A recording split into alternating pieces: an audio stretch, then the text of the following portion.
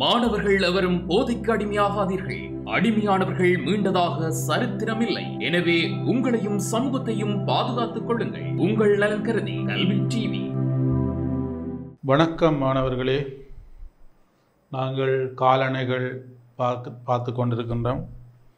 காலணைகளில் முதலாம் காலணை, இரண்டாம் காலணை, மூன்றாம் காலணை என்று பார்க்கின்றோம். காலண்டு சொன்னால் நாலா பிரிக்கிறது. 3 வெட்டு, வெட்டு 3, துண்டு 4. ஆகவே முதலாம் காலணியை நாங்கள் Q1, Q1இன் அமைவு, Q1இன் அமைவு சமன் n சக 1/2. சரியா? அதே போல Q2வின் அமைவு என்று நாங்கள் பார்த்தால் மன்னிக்கோணம், இதில் 4 வரும். n சக 1/2. Q3இன் அமைவு என்று பார்த்தால் Q3இன் அமைவு என்று பார்த்தால் n சக 1/4 தர 3 பார்ப்போம்.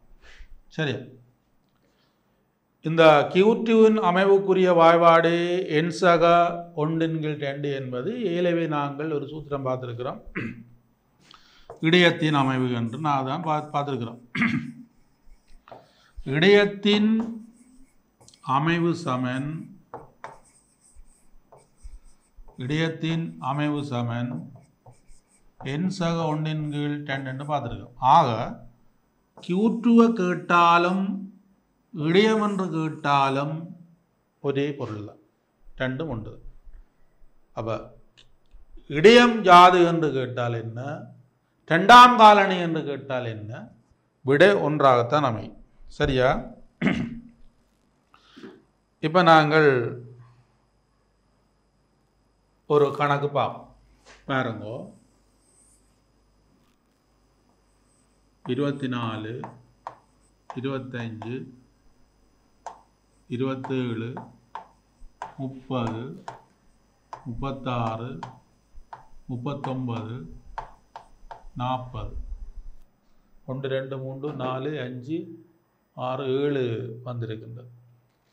இப்போ இந்த எண்கள் ஏறு வரிசையில் எழுதப்பட்டிருக்கின்றது. இதில் முதலாவது கேள்வி கேட்கின்றார்கள். இதில் ரோமலக்கம் ஓராவது கேள்வி என்னென்னா வீச்சு யாதென்று கேட்கின்றார். பாருங்க, எங்களுக்கு தெரியும் வீச்சு எப்படி கணிப்பது. இந்த பரம்பலில் எது மிகப்பெரிய எண்ணோ அதிலிருந்து மிகச்சிறிய எண்ணை கழிப்போம். 40லிருந்து 24 கழித்து 1 கூட்டுவோம். அப்போ என்ன வரப்போகுது?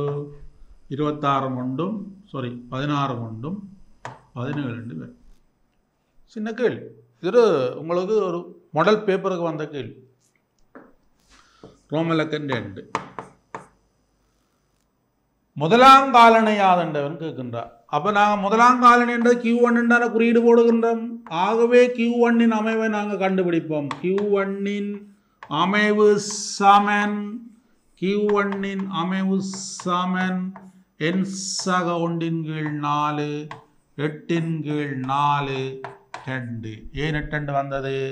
மொத்தமாக 7 புள்ளிகள் இங்கே இருக்கின்றன. அந்த 7ஓடு 1 கூட்டினால் 8.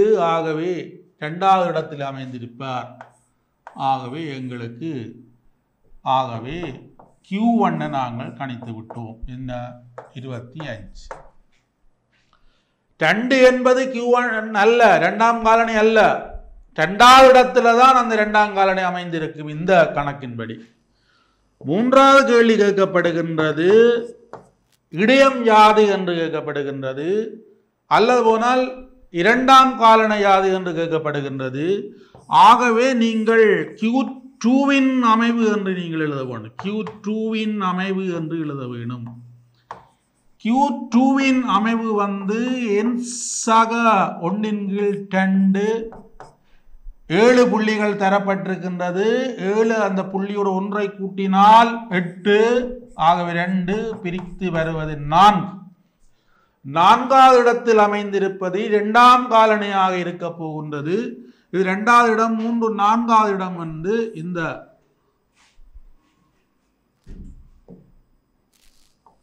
இதா இருக்கு, 30 இருக்கு.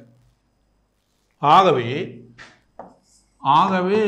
Q2 சமன் 4வது இடத்திலே அமைந்திருப்பவர் 30 இருக்கு. 4வது கேள்வியாக இங்கே கேட்கப்படுகிறது என்னென்னு கேட்டால் Q3 யாதென்றால் Q3 அமைவை நாங்கள் எழுதுவோம். Q3 அமைவு சமன் n சக 1/4 தர 3. n என்பது இங்கே 7 புள்ளிகள் இருக்கின்றன. அந்த 7 என்ற புள்ளியோடு 1 கூட்டினால் 8, 8/4 தர 3, 2 முறை 3, 6வது இடத்தில் இருப்பின் 1 2 3 4 5 6.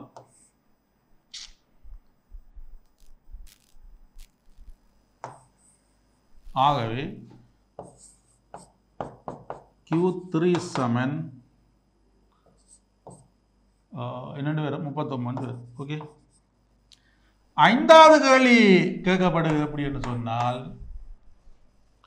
காலனை வீச்சு யாது?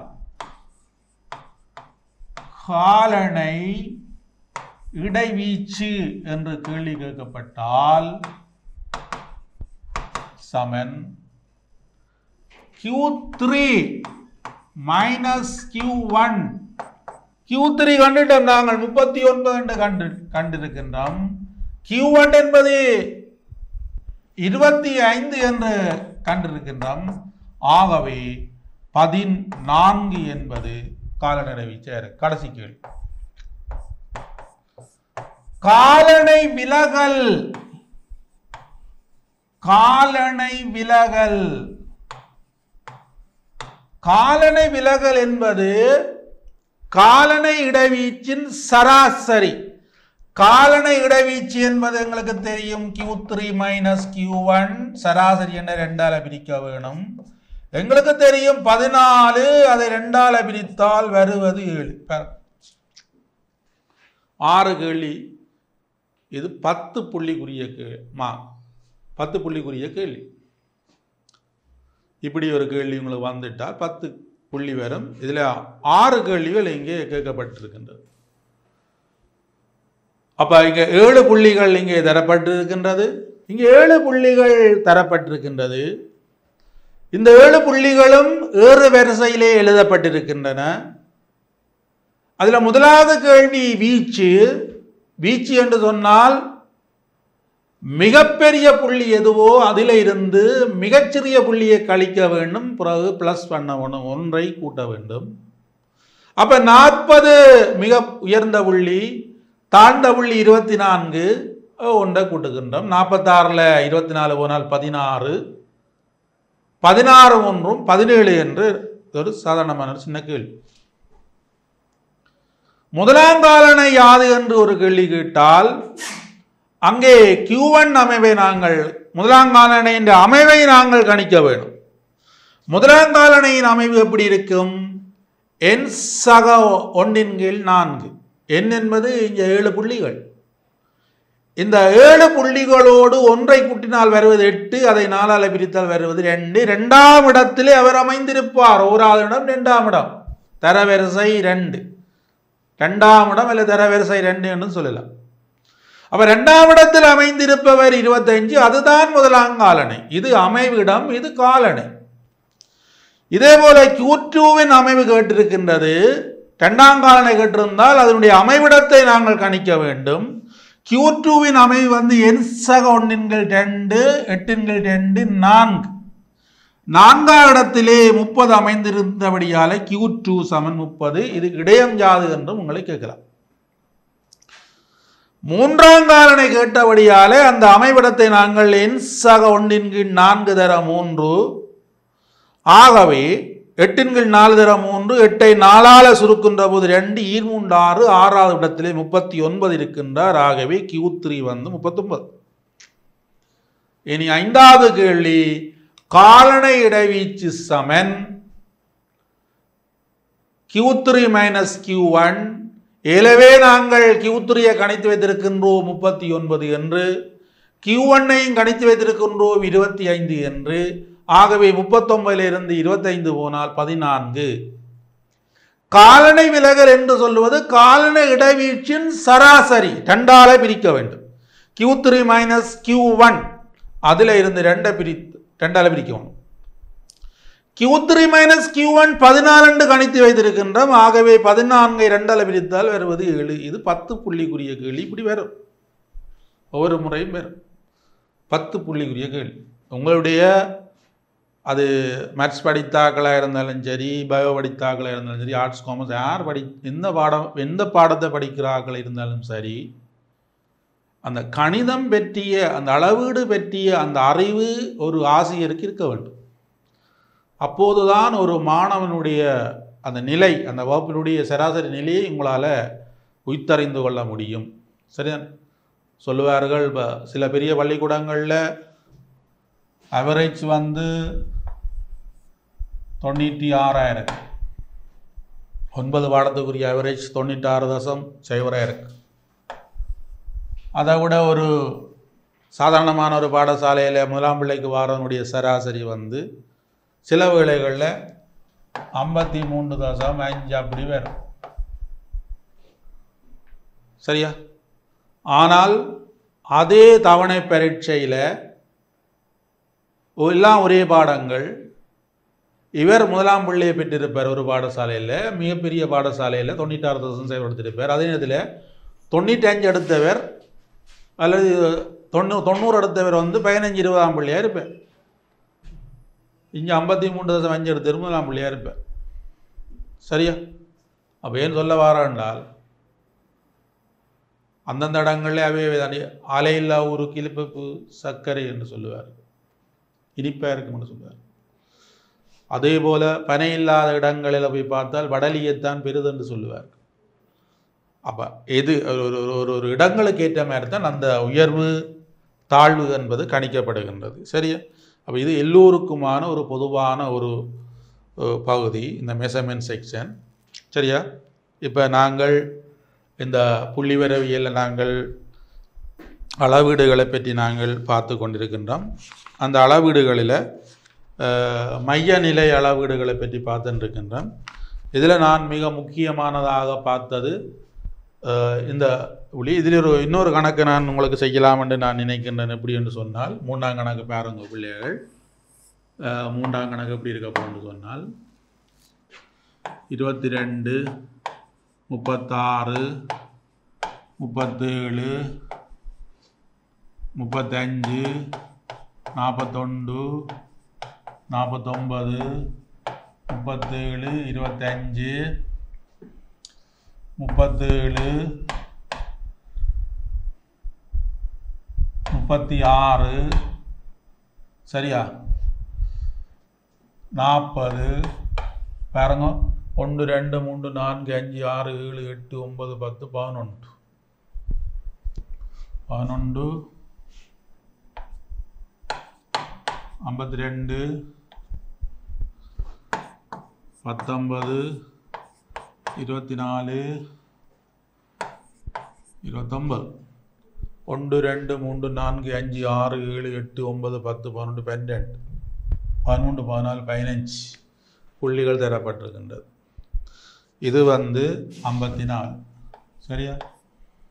அப்போ இதில் சில கேள்விகள் கேட்க போகின்றார்கள். அப்போ இந்த கேள்வியை கேட்கின்ற போது முதல் நீங்கள் என்ன செய்யணும்னா, இந்த புள்ளிகள் ஏறு வரிசையில் இருக்கின்றனவா என்று நீங்கள் முதல் பார்க்கலாம். ஆனால் புள்ளிகள் பரம்பி அந்த ஒரு ஒழுங்கு அற்று பரவி இருக்கின்றது.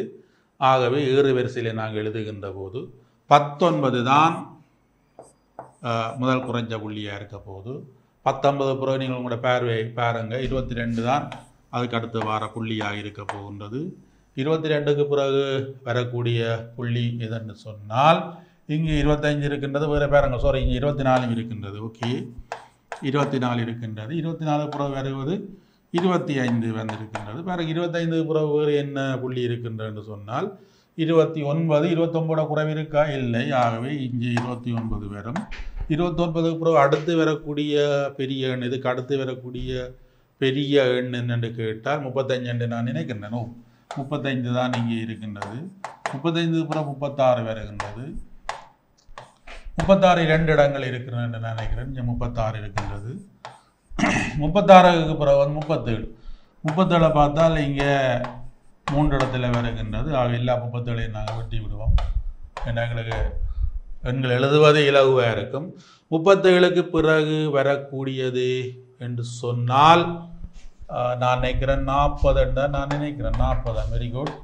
41 41க்கு பிறகு வரக்கூடியது 49 கடைசியாக 54 வரும். பாருங்க எல்லாம் மட்டுப்பட்டபடியால் இந்த 15 எண்களும் வந்து இதில் எழுதப்பட்டிருக்கும் என்று நான் நினைக்கிறேன். 1 2 3 4 5 6 7 8 9 10 11 12 13 14 15 புள்ளிகள் இங்கே தரப்பட்டிருக்கின்றன.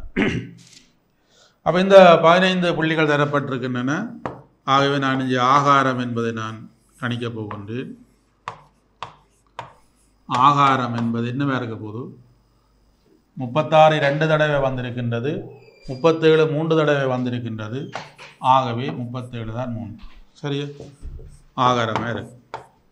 இப்போ இதனுடைய வீச்சு என்னென்று கேட்கப்பட்டிருக்கின்றது. வீச்சு வந்து எப்படி வரும் என்று சொன்னால் மிகப்பெரிய புள்ளி வந்து எங்களுக்கு தெரியும் 54 என்று தெரியும். மிகச்சிறிய புள்ளி வந்து 19 என்று தெரியும். அதோட ஒன்றை கூட்டி விட்டால் சரி. இதுதான் வீச்சாக இருக்கு. இது சும்மா சாதாரணமான தியரி. 54 இருந்து 19 போனால் நான் நினைக்கிறேன் 25 என்று நான் நினைக்கிறேன்.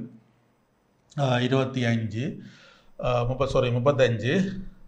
35 கொண்டும் 36 பேர். சரியா? அடுத்ததாக Q1 முதலாங்காலணை என்று கேட்டால் நீங்கள் Q1-இன் அமைவை நீங்கள் எழுத வேண்டும். Q1-இன் அமைவு சமன் n சக 1/4 எனது கூட்டமாக்கப்படாத வகுப்பாடைகளாக்கப்படாத தரப்பட்டபடியால் இதுதான் வேறுபாடு. இப்போ பார்த்தால் மொத்தம் 15 பேர் இருக்கின்றோம். 15 ஒரு ஒன்றை கூட்டினால் 16. 16ஐ 4ஆல் வகுத்தால் வருவது 4. 4ஆம் இடத்தில் அமைவது வந்து 25 இருக்கும். ஆகவே Q1 சமன் 25 இருக்கு. ஓகே, இப்படி இருக்கு. இதே போல ரெண்டாம் காலணை யாது என்று கேட்கலாம்.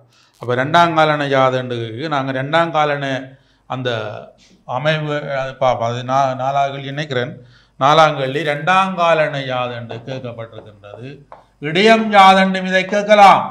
ஆகவே Q2-வின் அமைவு சமன் Q2-வின் அமைவு சமன் n சக 1/2 16/2 ஆகவே 8 என்று வருகின்றது. 8வது இடத்திலே அமைந்திருப்பவர் யார் என்று பார்ப்போம். 8 1 2 3 4 5 6 7 8 36. இந்த 36 வருகின்றது. ஆகவே அங்கே வரக்கூடியது என்ன இருக்க போது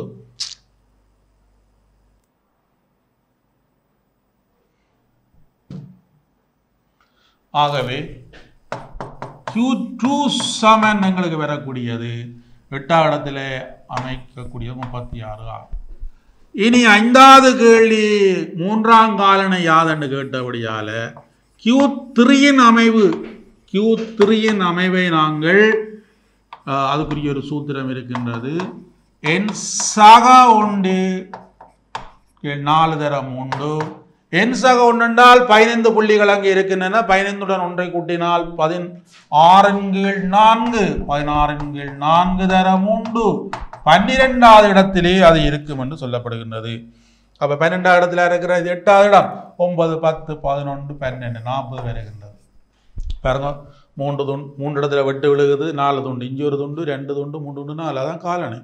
ஆகவே இப்போ நாங்கள் அங்கே போய் பார்த்தால் ஆகவே Q3 சமன் 12வது இடத்தில் அமைந்திருப்பவர் 40 என்று வருகின்றது.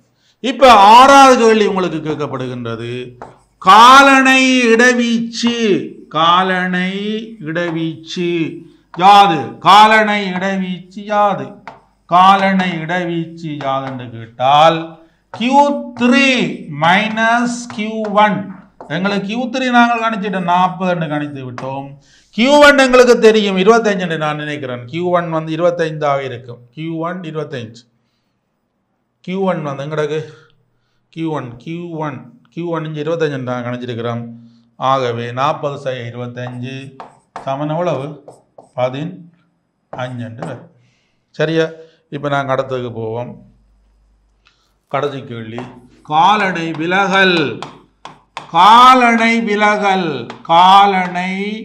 விலகல் என்று உங்களுக்கு கேள்வியாக கேட்கப்பட்டால் Q3 - Q1/2 அதாவது வந்து காலணை இடவீச்சின் சராசரி பெருமானம் காலணை விலகல். ஆகவே 15 என்று வரும். 15 வாரபடியால அதனுடைய பெருமானம் 7.5 ஆகும். 10 புள்ளிக்குரிய கேள்வி. நாங்கள் நிறைய ப்ராக்டிஸ் செய்கின்ற போது ஒரு மிக குறுகிய நேரத்திலே செய்து கொள்ளலாம். அப்போ இதில் வரக்கூடிய கேள்வி ஆகாரம் யாது, இது பல்லாகாரமா, தனி ஆகாரமா, துவி ஆகாரமா இப்படின்னு கேட்கலாம்.